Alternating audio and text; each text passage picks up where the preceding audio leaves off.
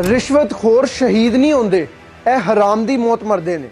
ते जे मैं इथों नस जावां ते मैनू जट ना कहना। ये अल्फाज फैसल जट उर्फ फैजी हंज के थे जब वो पंजाब पुलिस से 17 घंटे तक लगातार मुकाबला कर रहा था।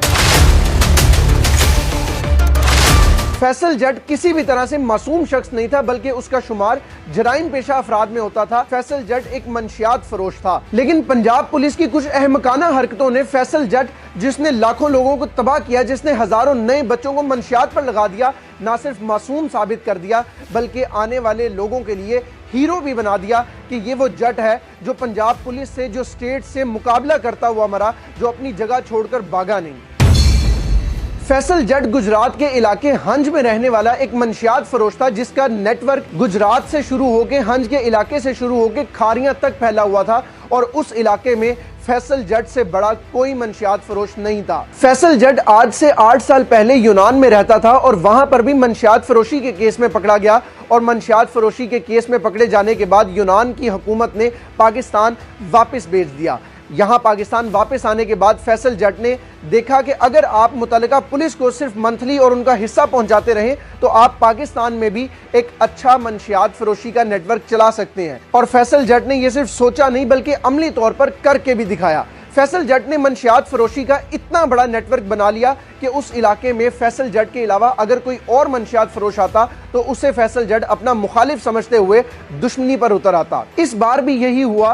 फैसल जट के मुकाबले में सदाकत नामी एक शख्स अपना माल बेचने लगा। फैसल जट ने सदाकत को अपना मुखालिफ समझते हुए न सिर्फ दुश्मनी का ऐलान किया बल्कि वक्तन फवक्तन उसके डेरे पर जाकर फायरिंग भी करता रहा। जब दोनों ग्रुपों में तसादुम हुआ तो दरमियान में पंजाब पुलिस एलीट फोर्स का एक जवान तारिक अजीज नामी अपनी जान की बाजी हार गया और शहीद हो गया। पुलिस ने तारिक अजीज की नमाज जनाजा अदा करने के बाद फैसल जट का गिराव किया और ये ऐलान किया कि फैसल जट हमें अपनी गिरफ्तारी दे दो, लेकिन फैसल जट ने गिरफ्तारी देने के बजाय लड़ने का फैसला किया। उसकी रीजन ये थी कि फैसल जट के पास इस कदर बड़ी मिकदार में असला था कि उसे इस बात का यकीन था कि मैं पूरी स्टेट को, पंजाब पुलिस को टक्कर दे सकता हूँ।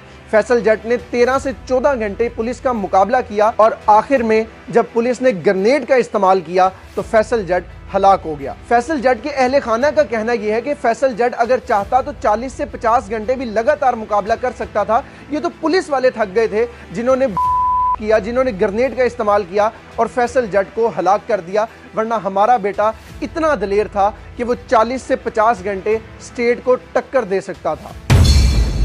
जब चारों तरफ से पुलिस ने फैसल जट को अपने घेरे में लिया और फैसल जट के डेरे पे फायरिंग करना शुरू की तो फैसल जट ने छत पे चढ़कर यह ऐलान किया कि आज जो लोग मुझ पर फायरिंग कर रहे हैं, जो पुलिस वाले मुझे मारने आए हैं, ये वही पुलिस वाले हैं जो मुझसे मंथली लेते थे। और बाकायदा उस एसएचओ का नाम लिया कि सगीर बदर नामी एसएचओ मुझसे मंथली लेता था। और अहले इलाका ने इस बात की गवाही भी दी कि हमने सुना कि फैसल जट छत पे चढ़ के ये बात दोहरा रहा था कि क्या तुम मुझसे 30-30 लाख मंथली नहीं लेते रहे। ये सवाल फैसल जट सगीर बदर नामी एसएचओ से कर रहा था जो कि मुतल्लिका थाने का एसएचओ था। मजीद फैसल जट ने यह भी कहा कि रिश्वत लेने वाले शहीद नहीं होते बल्कि वो हराम की मौत मरते हैं, और अगर आज मैं यहाँ से भाग गया तो मुझे जट ना कहना। ये वो अहमकाना हरकत थी जो पंजाब पुलिस की जानिब से हुई और फैसल जट को हीरो बना दिया। अगर आपने फैसल जट को पकड़ना ही था, अगर आपके लिए फैसल जट को पकड़ के मारना इतना अहम था तो आप उसको किसी भी तरीके से पकड़ सकते थे, क्योंकि अहले इलाका का बताना है कि फैसल जट उस दिन भी